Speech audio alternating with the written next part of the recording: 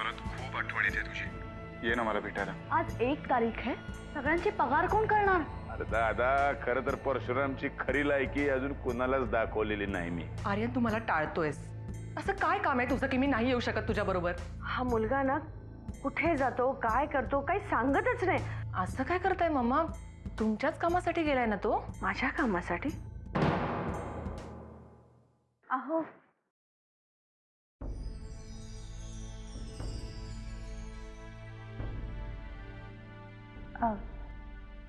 कुठं बाहेर चालत का? का? आज 1 तारीख आहे ना, पगार द्यायचे सगळ्यांचे. थांबलेत सगळे. चाव्यात तुमच्याकडे.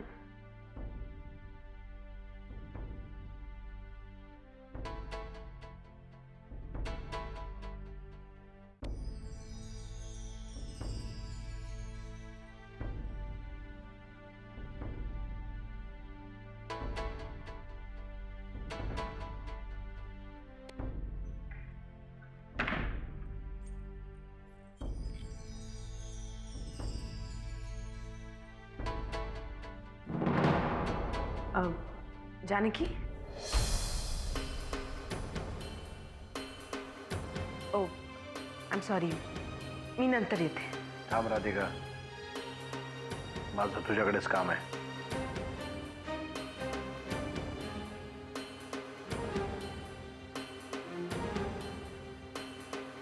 हे घे.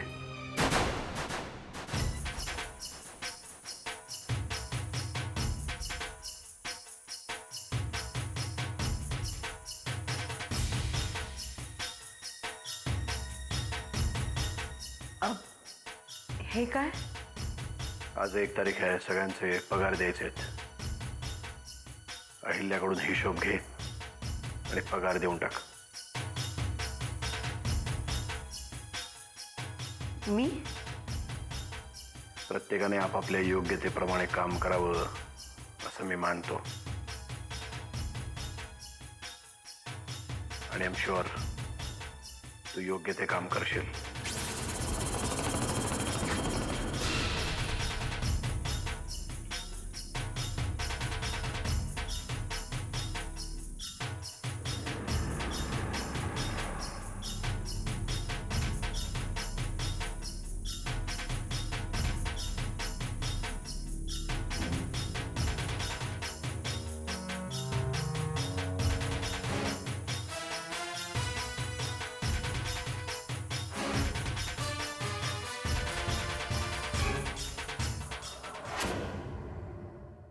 नमस्कार साहेब.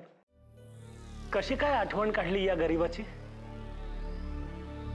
गरीबाचा गरीब रथ वाढावा म्हणते साहेब. वा वा साहेब, आता तुम्ही स्वतःच मदतीला धावून येताय म्हटल्यावर आमचं भाग्य थोरच म्हणायचं, दुसरं काय. काय मग कर्वे, कसं चाललंय? नाही, काय चालू आहे सध्या? कशाला आता चेष्टा करताय साहेब?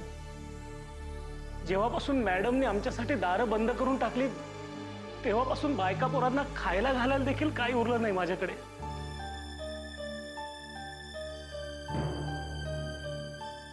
कसं असतं ना कर्वे, एखाद्याच्या चुकीची शिक्षा ही त्याच्या आजूबाजूच्या माणसांनाही भोगावी लागते. तुमचंही तसंच झालंय. अति उत्साहाच्या भरात तुम्ही नरसिंह किल्लेदारांबद्दल जे काही छापून आणलं त्याची शिक्षा माझी मम्मा भोगते. नाही पण आता करणार काय ना, पर्याय नाही. असं नका बोलू साहेब. पर्याय तुम्हीच शोधू शकता. तुम्हीच काहीतरी करू शकता आमच्यासाठी. उगी उगी कर्व उगी. एवढं दुःख चेहऱ्यावर आणू नका, नाही तर जाता जाता कोणीतरी 1 रुपयात टाकून जाईल तुमच्या झोळीत. सध्या परिस्थितीच तशी आहे साहेब की तो रुपया सुद्धा स्वीकारीन मी. रुपयाच नाही, आणखी बरंच काही टाकू तुमच्या झोळीत. हा म्हणजे तुमची काम करायची इच्छा असेल तर. कसं आहे कर्वे, जरी माझ्या मम्मानी तुमच्यासाठी दारं बंद केली असली तरी एक खिडकी तुमच्यासाठी उघडी ठेवली आम्ही.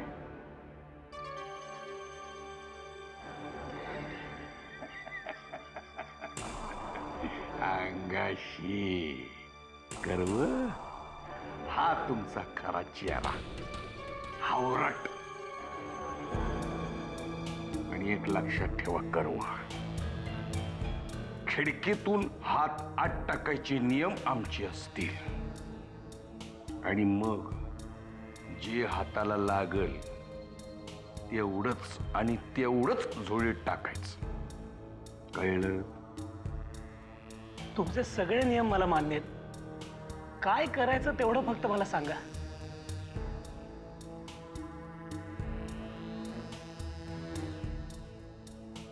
सांगतो, सगळं काही सांगतो. तुम्हाला समजल अशा भाषेत सांगतो. चला.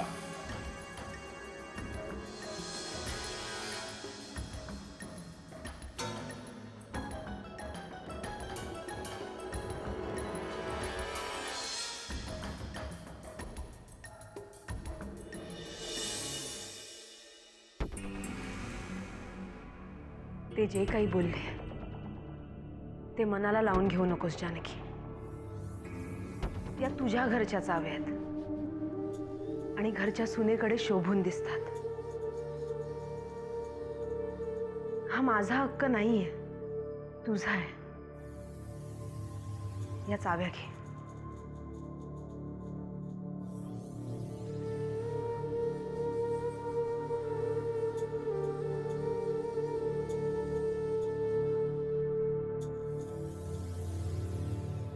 नाही राधिकाताई, या चाव्या ज्यांनी तुम्हाला दिल्या, या चाव्या कोणाकडे द्यायच्या हा अधिकार फक्त यांचा आहे आणि यांनी तुम्हाला त्या दिल्या. माझा त्यावर काही हक्क नाही. मी समजू शकते या क्षणी तुला काय वाटत असेल ते. नाही, तुम्ही नाही समजू शकत. जानकी, मला फक्त एवढंच म्हणायचंय की तू नरसिंहरावांना समजून घे. ते चिडलेत तुझ्यावर.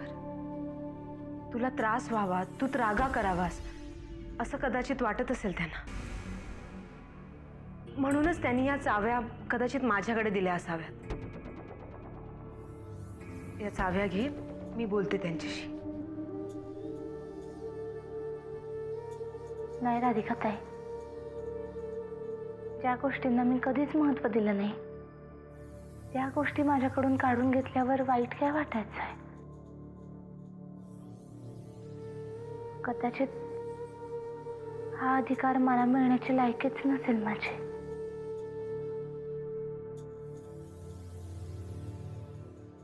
ठेवा त्या तुमच्याकडेच.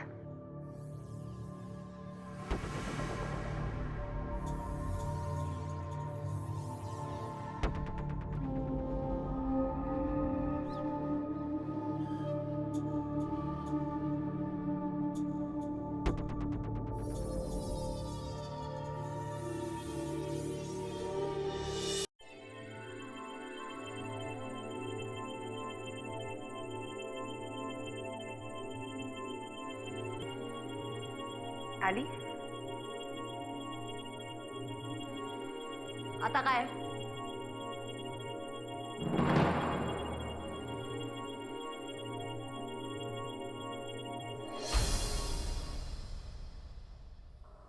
हे काय? या चाव्या तुझ्याकडे?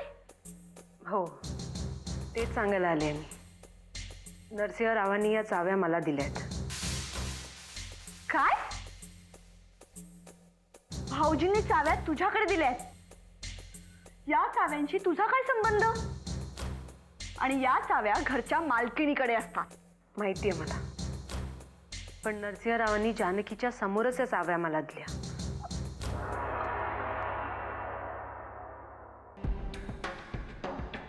भाऊजींना हल्ली काय झालं ना मला काही कळतच नाही. नाही ते ठीक आहे की चाव्या जानकीकडे नाही दिल्या, तशी चाव्या सांभाळण्याची तिची लायकीच नाही, पण तुझ्याकडे दिल्या. एवढी हक्काची झालीयस का तू? आली नीट बोला. त्यांनी मला तुझ्याकडनं हिशेब घ्यायला सांगितलं. ते दे आणि मला जाऊ दे. नाही देणार. म्हणजे म्हणजे नाही देणार.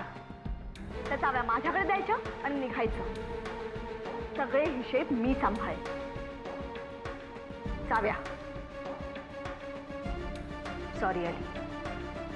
नरसिंहरावांनी मोठ्या विश्वासाने या चाव्या माझ्याकडे दिल्या, त्यामुळे इच्छा असूनही या चाव्या मी तुला नाही देऊ शकत. वा, त्यांनी दिल्या आणि तू घेतल्या. राधा, याचा अर्थ काय होतो काही कळतंय तुला? आली आली काय आली? नाही राधा, तुला बोलल्यावर राग येईल, पण जे काही चाललंय ना ते वेळीच थांबव. एकदा चूक झालीये तुझ्या हातून, आता परत तू. आली इनफ. तू मला हिशेब सांगणार आहेस का मी जानकीला विचारू?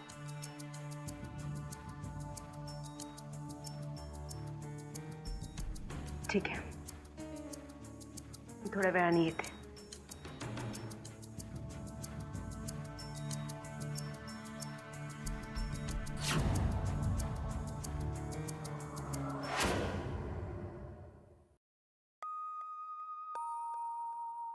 काय गण्या, आत्ता वहीत डोकं खुपसून अभ्यास काय करत बसलायस?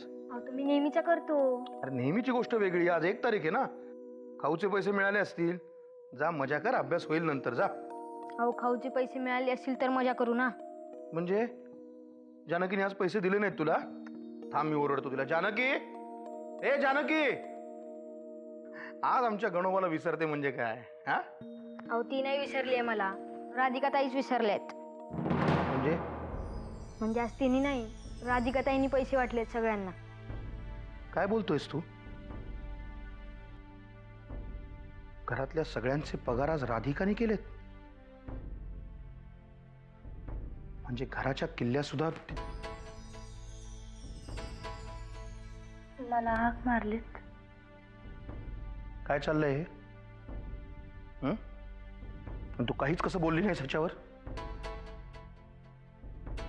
तुम्ही कशाबद्दल बोलताय मला काही कळत नाही. तुला चांगलं कळतंय मी कशाबद्दल बोलतोय ते. उगाच वेळ पांघरून काहीतरी सोंग करू नकोस. मला खरंच कळत नाही तुम्ही काय बोलताय ते. मला जरा काम आहेत.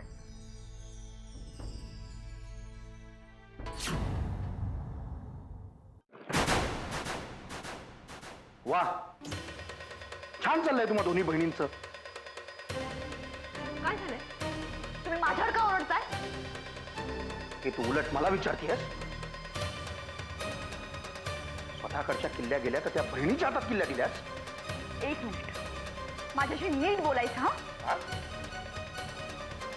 खरं काय आहे ते तुम्हाला माहित नसेल ना, तर आधी माहिती करून घ्या आणि मग माझ्याशी येऊन बोला. मी तुझ्याशी तर आता बोलणारच नाहीये. मी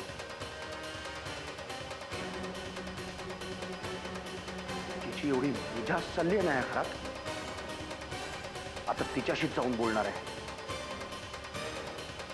पाहुणी म्हणून तर कोडगी होतीच ती.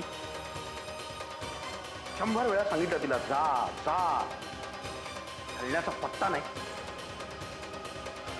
आणि आता ह्या घराच्या किल्ल्या स्वतःकडे घेऊन या घराची मालकीण व्हायची स्वप्न पाहत येते.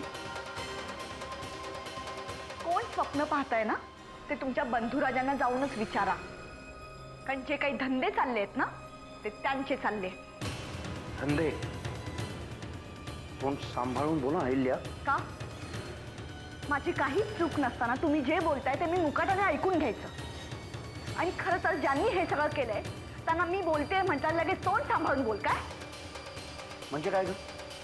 तुला असं म्हणायचं आहे की दादानी? हो, राधिकाला चाव्या याच घरातल्या दी ग्रेट व्यक्तिमत्वाने म्हणजे तुमच्या बंधुराजांनी स्वतःच्या हातांनी तिला दिले आहेत.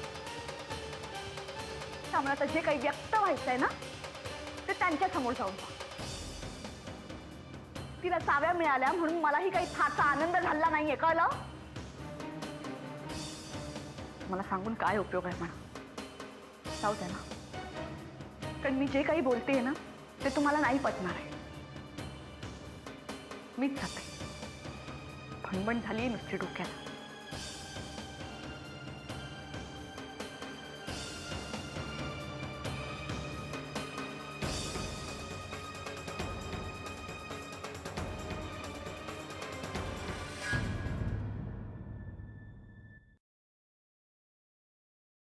युगंधरे हे प्रेसच्या काही हिशोब आहे, जरा डोळ्याखालनं घाल.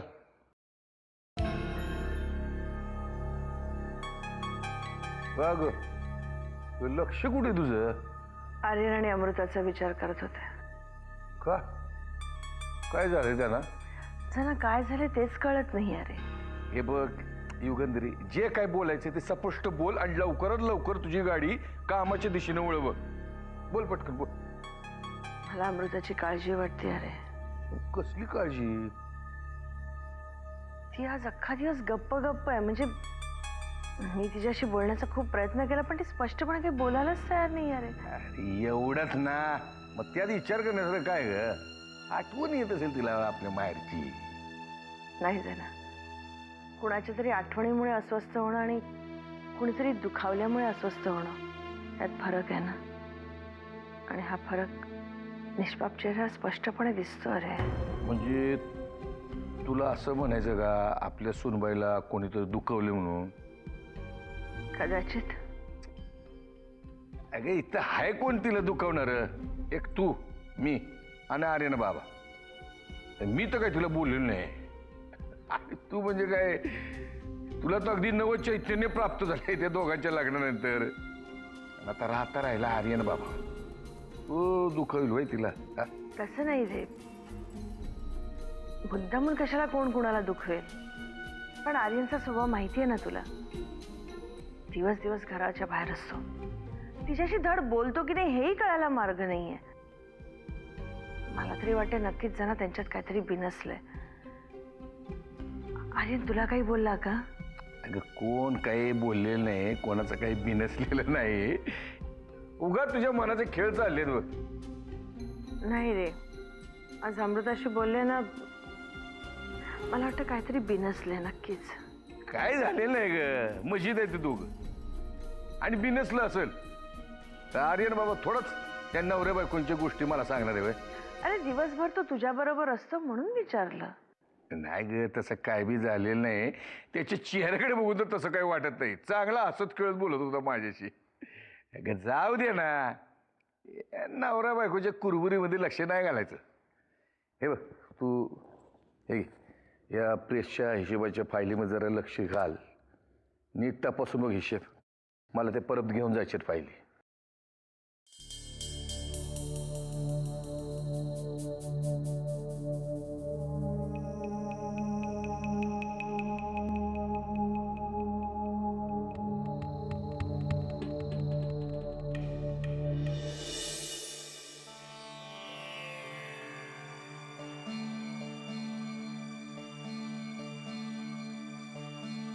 वहिनी साहेब,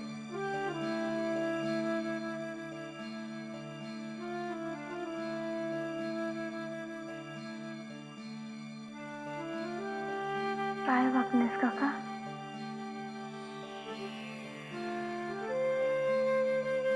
हे काय वहिनी साहेब? काय? हो, पगाराचं पाकिट मला राधिका मॅडमकडनं मिळालंय. तिजोरीच्या चाव्या त्यांच्याकडे गेल्यात का? हो. वहिनी साहेब, असं कोरडेपणानं बोलू नका तुम्ही. मग तुम्हीच काहीतरी केलं पाहिजे. मी काय करू शकते? चाव्या कोणाकडे द्यायच्या याचा निर्णय हेच घेतात ना. माफ करा वहिनी साहेब, पण तुम्ही तरी असं बोलू नका. हो, साहेबांचा हा निर्णय चुकतोय हे तुम्हीच त्यांना सांगू शकता. फक्त दुसऱ्या कोणालाही तो अधिकारही नाहीये. कदाचित कुठलाच अधिकार मला देण्याची लायकी नाहीये माझी. वहिनीसाहेब, तुम्ही स्वतःला दोष देऊ नका. या घराचं भविष्य तुमच्या हातात आहे. राधिका मॅडमची या घरातली आणि साहेबांच्या आयुष्यातली ढवळढवळ वाढत चालली आहे.